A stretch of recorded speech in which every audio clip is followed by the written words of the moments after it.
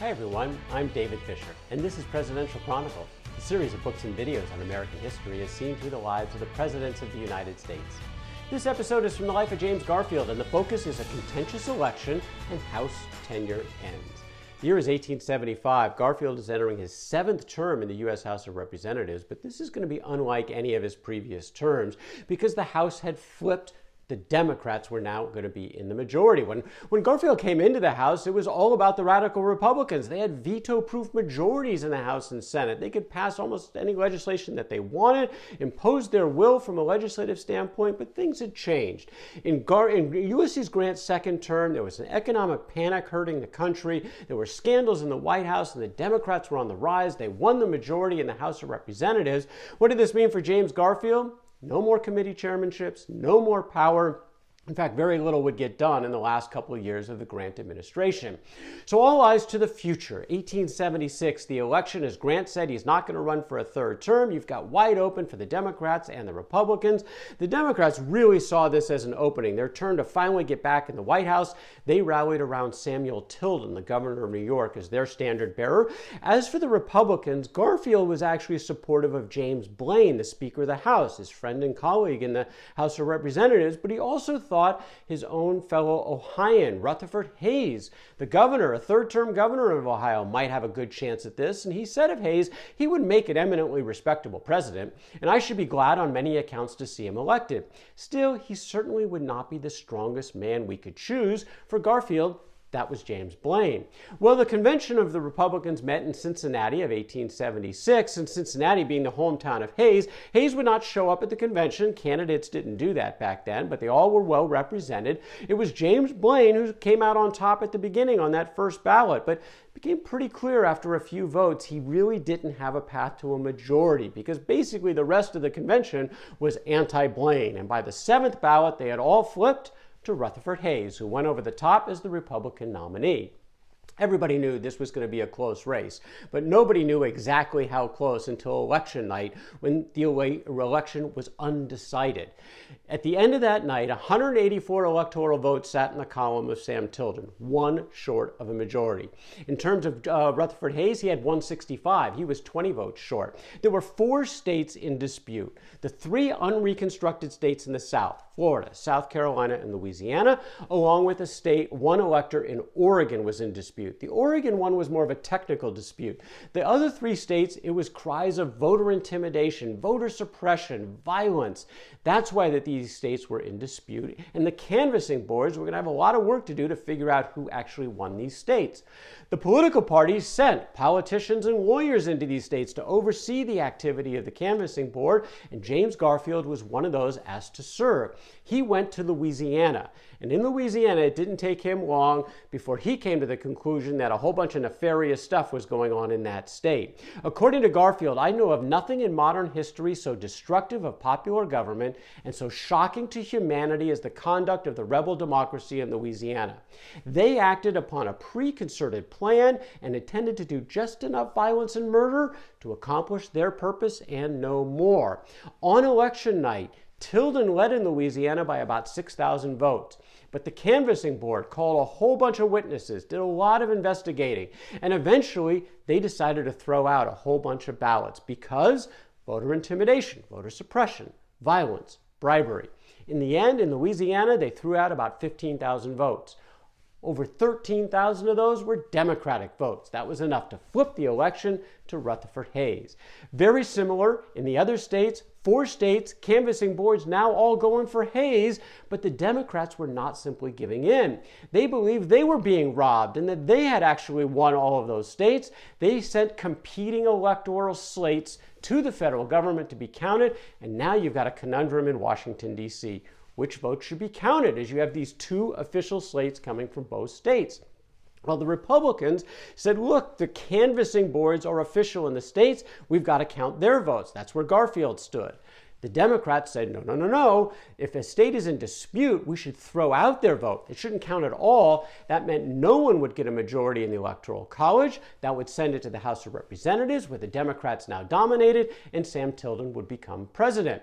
So now there's discussion in the back rooms of Washington, D.C. of some sort of commission to maybe figure all this out, an electoral commission. And they were talking about a plan where 5 members of the House, 5 from the Senate, and 5 from the Supreme Court would sit on this 15-person commission. 7 Democrats, 7 Republicans, or who had been nominated by Democratic presidents or Republican presidents in the case of the court, and then you'd have a 15th man. David Davis of Illinois, who everyone thought would be the one nonpartisan player in this very partisan set of activities. The Supreme Court justice would sit on this commission, and if anybody could be nonpartisan, he would figure it out. Now, James Garfield was completely against this whole idea of having this commission. He said that I have no words strong enough to describe my indignation at the surrender which the Senate has made of our position in approving of this commission, but enough Republicans voted for it. It became law, but then there was a wrinkle. When it came time to actually put the commission together, David Davis, the linchpin of the whole thing, said he couldn't serve. He had just been elected to the Senate from Illinois. He was stepping down from the Supreme Court, and he felt it would be inappropriate for him to serve on the commission. Well, now it's already federal law. What are they going to do? They had to pick somebody else from the court. And the eventual decision was to go with Joseph Bradley from New Jersey, who was a Republican. He had been nominated by Grant. They thought he would be the most nonpartisan. We'll have to see how that played out. Well, they started meeting in early February, about a month before Inauguration Day, to count those electoral votes. They're moving through alphabetically. They come to the first disputed state of Florida. Send that off to the commission. Everybody converged on the Supreme Court chambers in the Capitol, where that's where the commission met, and they had a lot of back and forth, but in the end, this was all going to come down to Joseph Bradley.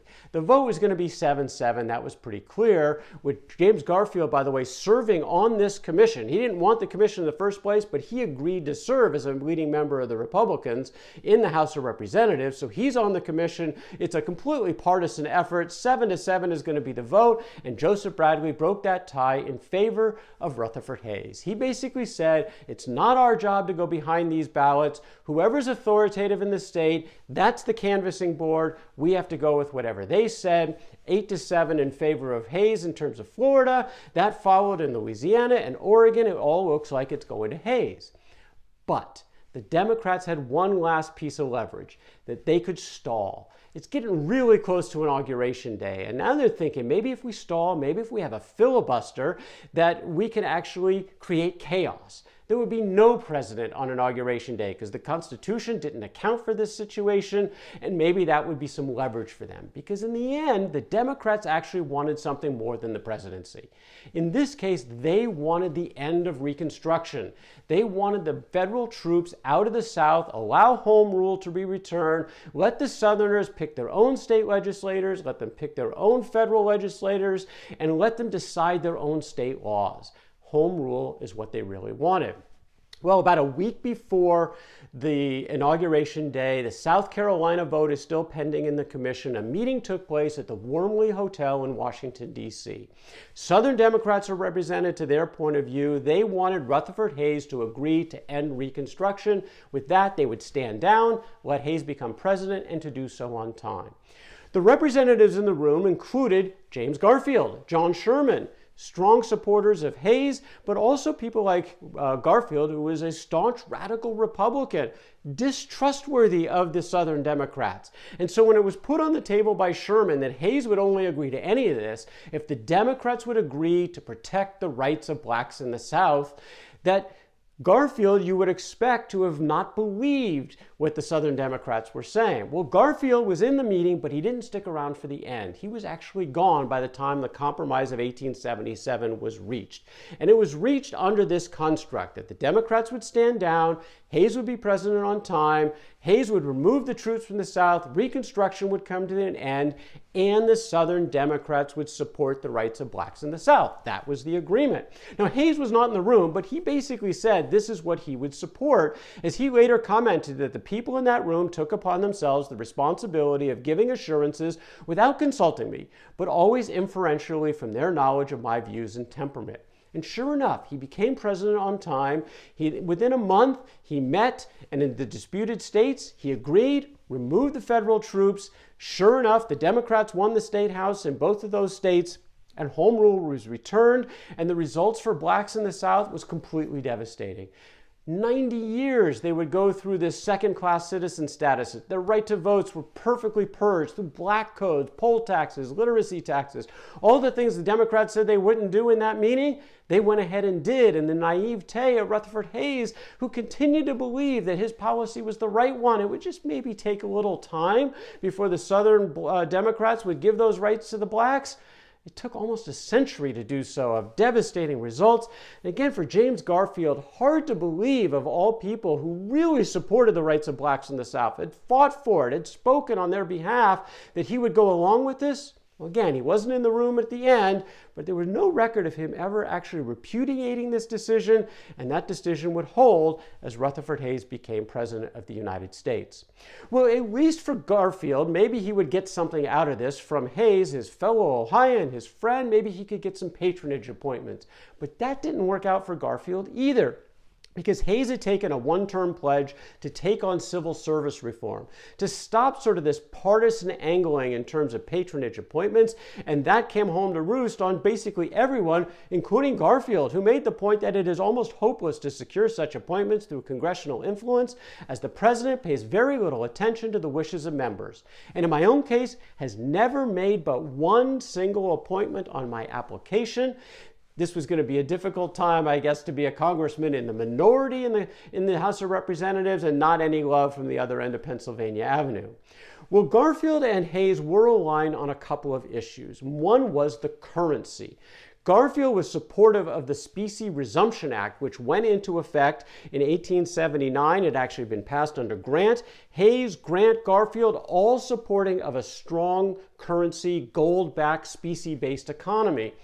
But there was a panic going on. There was tough times going on across the country, and a lot of people in Congress were against this. They wanted, if they couldn't get greenbacks into circulation, they wanted to get something else that was similarly inflationary to help the debtor class. And for that, they turned to silver.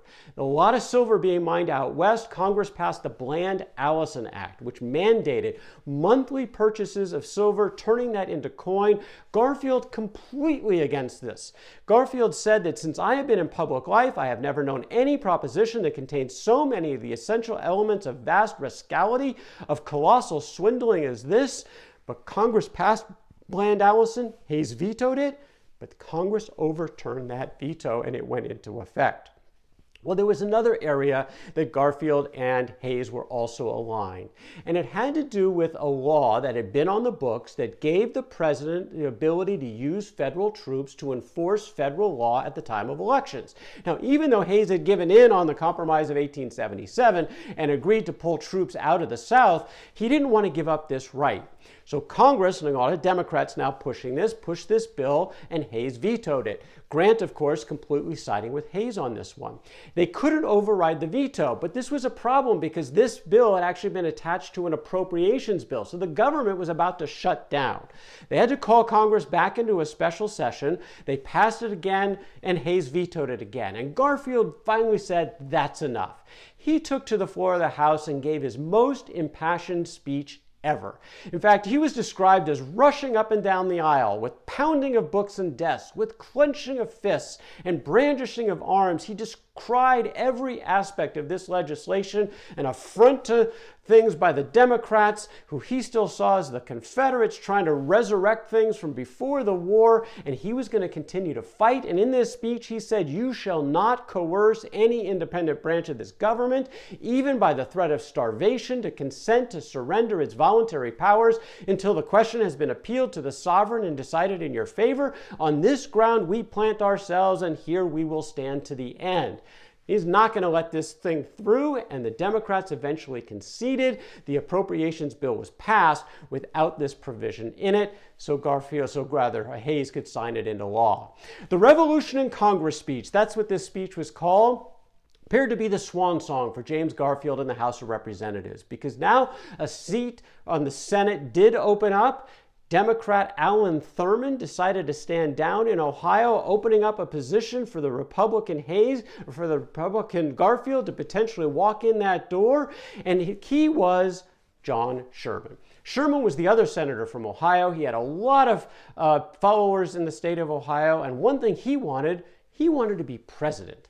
And so he made a deal with Garfield. Garfield, you support me for president, I will support you for the Senate. Garfield agreed to this, and once Sherman got on board for Garfield's candidacy, he actually was nominated and won the election to the United States Senate on the first ballot, which was kind of unprecedented in Ohio. So after 17 years, he was ready to leave the House. He was ready to support Sherman for the presidency, but that would not turn out as either of them expected. But that's the story for another day. That's James Garfield, and a contentious election and House tenure ends from the life of James Garfield. For more Presidential Chronicles, check out my books on Amazon.com, and don't forget to subscribe to my YouTube channel. Until next time, I'm David Fisher, and this is Presidential Chronicles.